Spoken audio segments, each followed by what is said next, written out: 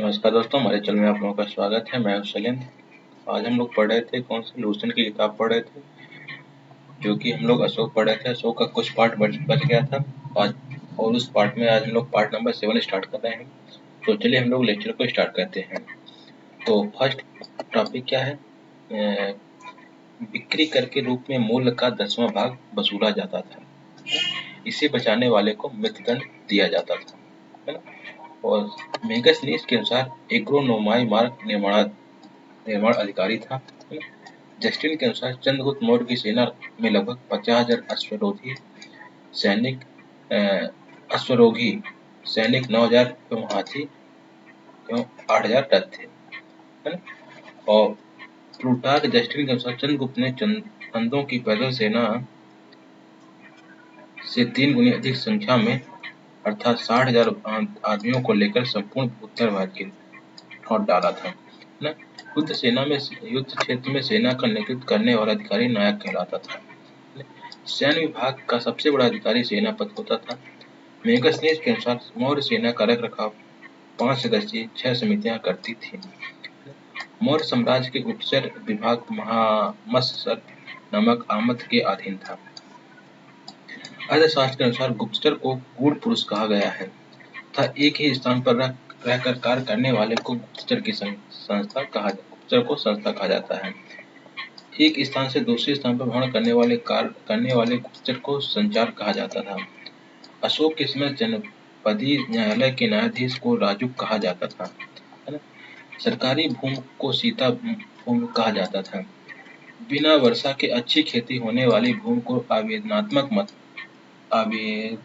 अवदेव मात्रिक कहा जाता था। मेगास्थनीज ने भारतीय समाज को 7 वर्गों में विभाजित किया है।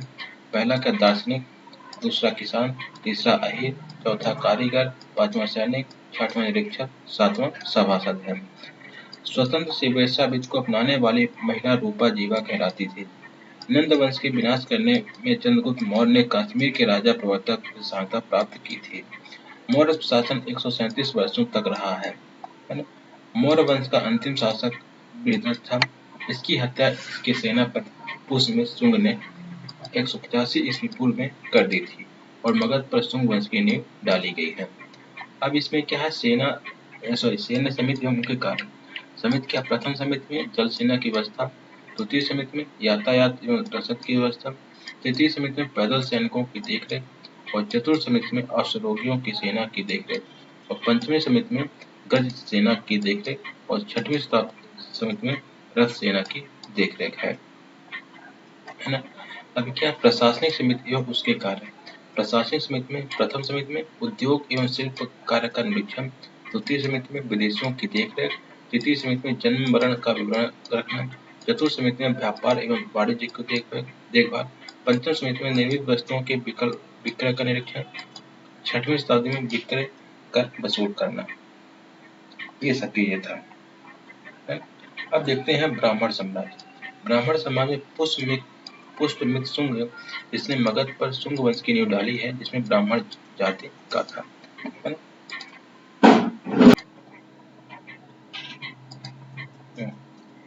इंडो यूनानी शासक मिनांडर को पुष्यमित्र शुंग ने पराजित किया था, है ना।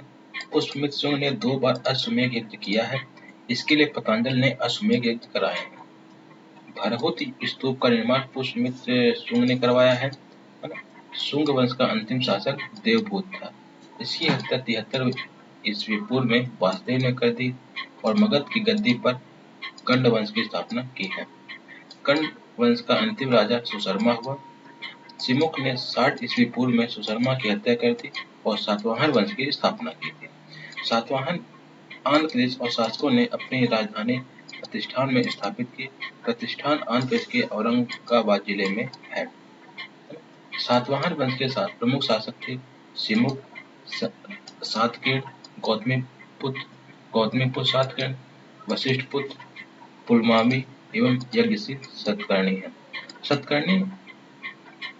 सतकर्णी ने 2 अश्वमेध एवं 1 राजसूय यज्ञ किया है। सातवाहन शासकों के समय के प्रसिद्ध साहित्यकार हाल एवं गुणादय थे। हाल ने गाथा सप्तशतक एवं गुणादय ने बृहद कथा नामक पुस्तकों की रचना की थी।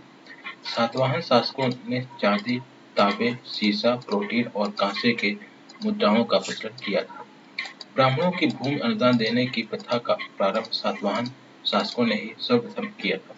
सातवाहनों की भाषा प्रकृत एवं लिपि ब्राह्मी थी। सातवाहनों को समाज सत्तात्मक था।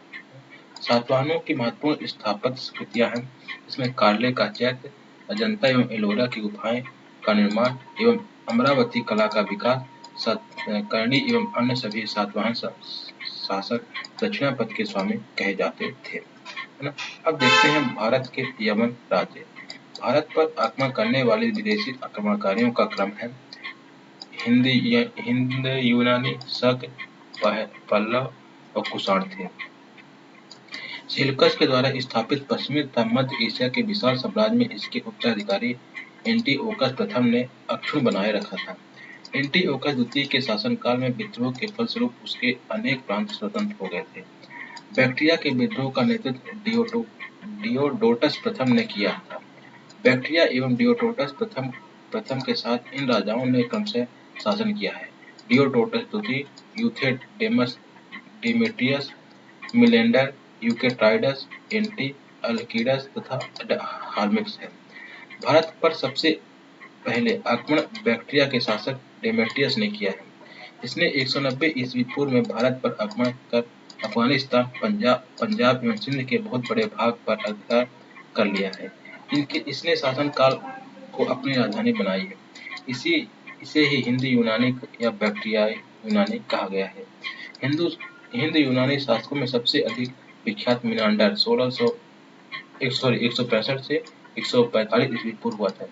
इसकी राजधानी साकार, आधुनिक सियालकोट शिक्षा का प्रमुख केंद्र था। मिनांडर ने नागसेन नागार्जुन से बौद्ध धर्म की दीक्षा ली थी। मिनांडर के प्रश्न एवं नागसेन द्वारा दिए गए उत्तर एक पुस्तक के रूप में संग्रहित है, जिसका नाम मिलिंद पौहनो अर्थात मिलिंद के प्रतिबंध मिलिंद प्रश्न है। हिंद यूनानी भारत के सबसे शासक हुए, जिनके जारी किए गए सिक्कों के बारे में निश्चित रूप से कहा जा सकता है कि सिक्के किन किन राजाओं के हैं। है ना? भारत में सबसे पहले हिंद यूनानियों ने ही सोने के सिक्के जारी किए थे। हिंद यूनानी शासकों ने भारत के पश्चिमोत्तर सीमा प्रांत में यूनान की प्राचीन कला चलाई थी, जिन्हें हेलेनिस्टिक आर्ट कहते हैं। भारत में गंधार कला इसका उत्तम उदाहरण है। शक, यूनानियों के बाद शक आए। शकों की 5 शाखाएं थीं और हर शाखा की राजधानी भारत और अफगानिस्तान से अलग-अलग भागों में थी। पहली शाखा में अफगानिस्तान, दूसरी शाखा में पंजाब, राजधानी तक्षशिला, तीसरी शाखा में मथुरा, चौथी शाखा में पश्चिमी भारत एवं पांचवी शाखा में ऊपरी दक्कन एवं प्रभुत्व स्थापित किया था। शक मूलतः मध्य एशिया के निवासी थे और 12 की ओर भारत आए थे। और 58 ईसा पूर्व में उज्जैन के एक स्थानीय राजा ने शकों को पराजित करके बाहर खदेड़ दिया था और विक्रमादित्य की उपाधि धारण की थी। शकों पर विजय के उपलक्ष्य में 58 ईस्वी पूर्व में एक नया संवत विक्रम संवत के नाम से प्रारंभ हुआ था। उसी समय से विक्रमादित्य एक लोकप्रिय उपाधि बन गई थी, जिसकी संख्या भारतीय इतिहास में 14 तक पहुंच गई थी। गुप्त सम्राट चंद्रगुप्त द्वितीय सबसे अधिक विख्यात विक्रमादित्य था। शकों की अन्य शाखाओं की तुलना में दक्षिण भारत में प्रभुत्व स्थापित करने वाली शाखा ने सबसे लंबे अरसे तक शासन किया था, लगभग 4 शताब्दी तक।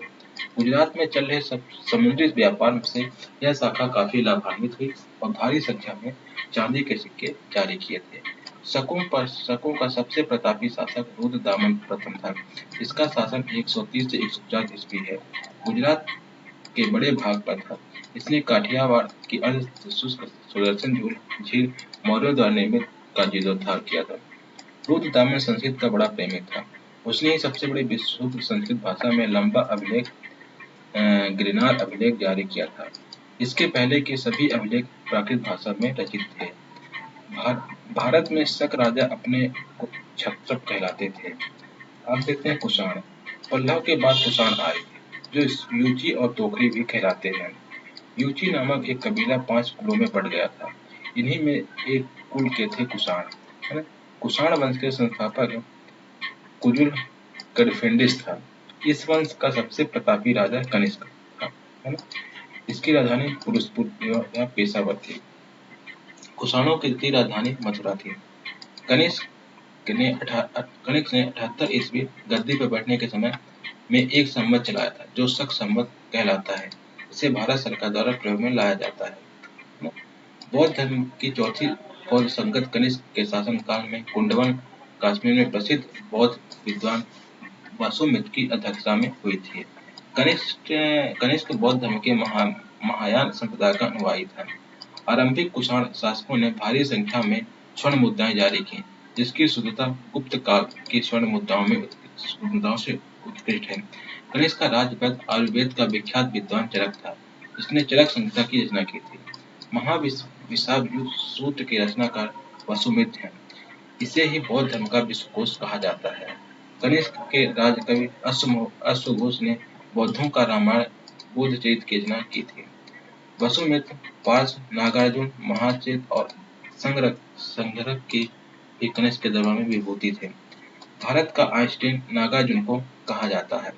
इनकी पुस्तक मध्य सूत्र, इस पुस्तक में नागार्जुन ने सापेक्षता का सिद्धांत प्रस्तुत किया है। कनिष्क की मृत्यु 102 ईस्वी में हो गई थी। कुषाण वंश का अंतिम शासक वासुदेव था। कंधार शैली और मथुरा शैली का विकास कनिष्क के शासन काल में हुआ था। रेशम मार्ग पर नियंत्रण रखने वाले शासकों में प्रसिद्ध कुषाण थे, सबसे प्रसिद्ध कुषाण थे। रेशम बनाने की तकनीक का आविष्कार सबसे पहले चीन में हुआ था, है ना। अब देखते हैं गुप्त साम्राज्य। गुप्त साम्राज्य का उदय तीसरी शताब्दी के अंत में प्रयाग के निकट कौशाम्बी में हुआ था। गुप्त वंश का संस्थापक श्रीगुप्त 240 से 280 ईस्वी में था। गुप्त का उत्तराधिकारी घटोत्कच 280 से 320 ईस्वी में हुआ। गुप्त वंश का प्रथम महान सम्राट चंद्रगुप्त प्रथम था। यह 320 ईस्वी में गद्दी पर बैठा। इसने लिच्छवी राजकुमारी कुमार देवी से विवाह किया। इसने महाराजधिराज की उपाधि धारण की थी। गुप्त संवत 319 से 320 ईस्वी की शुरुआत चंद्रगुप्त प्रथम ने की थी। चंद्रगुप्त प्रथम के उत्तराधिकारी समुद्रगुप्त हुआ, जो 335 ईस्वी में राजगद्दी पर बैठा। इसने आर्यवर्त के 9 शासकों और दक्षिणावर्त के 12 शासकों को पराजित किया और इन्हीं विजय के कारण इसे भारत का नेपोलियन कहा जाता है। समुद्रगुप्त का दरबारी कवि हरिसेन था। इसने इलाहाबाद प्रशस्त लेख की रचना की। समुद्रगुप्त विष्णु का उपासक था। समुद्रगुप्त ने अश्वमेध कर्ता की उपाधि धारण की थी। समुद्रगुप्त संगीत प्रेमी था। ऐसा अनुमान है उसके सिक्कों पर उसे बीड़ा वादन करते हुए दिखाया जाने से लगाया गया है ना। समुद्रगुप्त ने विक्रमक की उपाधि धारण की थी। इसे कविराज भी कहा जाता है। समुद्रगुप्त का उत्तराधिकारी चंद्रगुप्त द्वितीय था, जो 380 ईस्वी में राजगद्दी पर बैठा था। चंद्रगुप्त द्वितीय के शासनकाल में चीनी बौद्ध यात्री फाहियान भारत आया था। शकों पर विजय के उपलक्ष्य में चंद्रगुप्त द्वितीय ने चांदी के सिक्के चलाए थे। चंद्रगुप्त द्वितीय का उत्तराधिकारी कुमारगुप्त प्रथम या गोविंद गुप्त 415 ईस्वी से 454 ईस्वी में हुआ था। नालंदा विश्वविद्यालय की स्थापना कुमारगुप्त ने की थी। कुमारगुप्त एक का उत्तराधिकारी स्कंदगुप्त 455 से 467 ईस्वी में हुआ था। स्कंदगुप्त ने गिरनार पर्वत पर स्थित सुदर्शन झील का पुनरुद्धार किया था। स्कंदगुप्त ने प्रणतत को सौराष्ट्र का गवर्नर नियुक्त किया है। स्कंदगुप्त के शासन काल में ही हूणों का आक्रमण शुरू हो गया था। अंतिम गुप्त शासन भानुगुप्त था। गुप्त साम्राज्य की सबसे बड़ी प्रादेशिक इकाई देश थी। इसके शासक को गुप्ता कहा जाता था। इसकी एक दूसरी प्रादेशिक इकाई भुक्ति थी। इसके शासक उपारिक कहलाते थे। भुक्ति के नीचे विषय नामक प्रशासनिक इकाई होती थी, जिसे प्रमुख विषयापद कहलाते थे। पुलिस विभाग का मुख्य अधिकारी दंडपाशी कहलाता था। पुलिस विभाग के साधारण कर्मचारियों को जाट या भाट कहा जाता था। प्रशासन की सबसे छोटी इकाई ग्राम थी।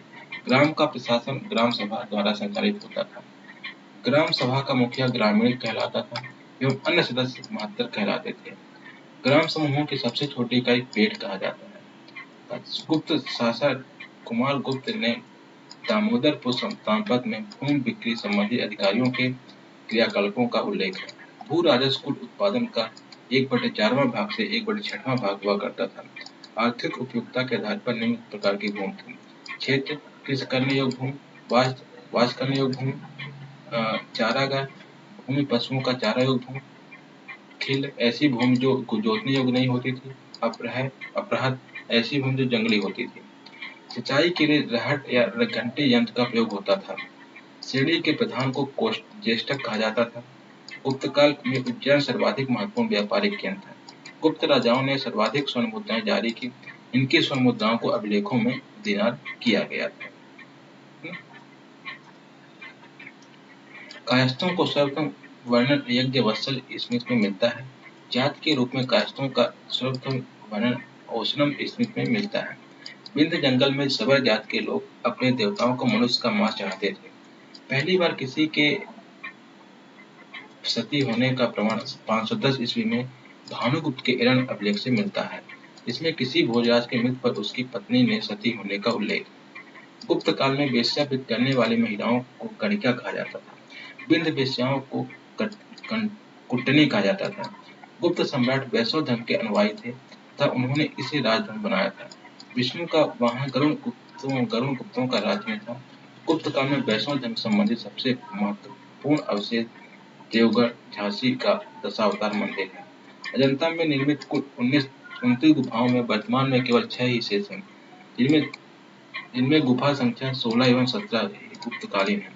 इसमें गुफा संख्या 16 में उत्कीर्ण मरणासन राजकुमारी का चित्र प्रसन्न है। गुप्तकालीन प्रसिद्ध मंदिर। गुफा संख्या 17 के चित्र को चित्रशाला कहा गया है। इस चित्रशाला में बुद्ध के जन्म, जीवन, महाविनिष्कर्षण तथा महापरिनिर्वाण की घटनाओं से संबंधित चित्र उत्कित किए हैं। जनता की गुफाएं बौद्ध धर्म की महायान शाखा से संबंधित हैं। गुप्त काल में निर्मित अन्य गुफा बाघ की गुफा है, जो ग्वालियर में के समीप बाघ नामक स्थान पर पर्वत को काटकर बनाई गई है। चंद्रगुप्त द्वितीय के शासनकाल में संस्कृत भाषा का सबसे प्रसिद्ध कवि कालिदास थे। चंद्रगुप्त द्वितीय के दरबार में रहने वाला आयुर्वेदाचार्य धन्वंतरी थे। गुप्त काल में विष्णु शर्मा द्वारा लिखित पंचतत्व संस्कृत को संसार का सर्वाधिक प्रसिद्ध ग्रंथ माना जाता है। बाइबल के बाद इसका स्थान दूसरा है। इसे 5 भागों में बांटा गया है। कौन कौन सा? मित्रभेद, मित्रलाभ, संधि विग्रह, लब्ध प्रमाण, प्राणाज, अपरीक्षाकारित। आर्यभट्ट ने आर्यभट्टियम एवं सूर्य सिद्धांत नामक ग्रंथ लिखे। इसी ने सर्वप्रथम बताया कि पृथ्वी सूर्य के चारों ओर घूमती है। चंद्रगुप्त द्वितीय के दरबार में रहने वाले कुछ विद्वान प्रमुख थे। इसमें आर्यभट्ट, वराहमिहिर, धन्वंतरी, ब्रह्मगुप्त आदि हैं। पुराणों को वर्तमान रूप से रचना गुप्त काल में हुई है। पुराणों की वर्तमान रूप से रचना गुप्त काल में हुई है। इसमें ऐतिहासिक परंपराओं का उल्लेख है। गुप्त काल में चांदी के सिक्कों का रूप पण्य कहा जाता था। यज्ञवत्कल, नारद, कात्यायन एवं बृहस्पति स्मृतियों की रचना गुप्त काल में ही हुई है। मंदिर बनाने की कला का जन्म गुप्त काल में हुआ है। सांस्कृतिक उपलब्धियों के कारण गुप्त काल को भारतीय इतिहास का स्वर्ण युग कहा जाता है। अब देखते हैं मंदिर स्थान। विष्णु मंदिर दिगवा जबलपुर मध्य प्रदेश में, शिव मंदिर भूमरा नागौद मध्य प्रदेश में, पार्वती मंदिर नयनाट कुठार मध्य प्रदेश में, दशावतार मंदिर देवगढ़ झांसी उत्तर प्रदेश में, शिव मंदिर खोह नागौद मध्य प्रदेश में, भीतरगांव लक्ष्मण मंदिर ईटो कानपुर उत्तर प्रदेश में द्वारा निर्मित प्रदेश है। ये चीजें हैं। तो आज के लिए इतना ही, बाकी का नेक्स्ट टॉपिक नेक्स्ट पार्ट में। धन्यवाद।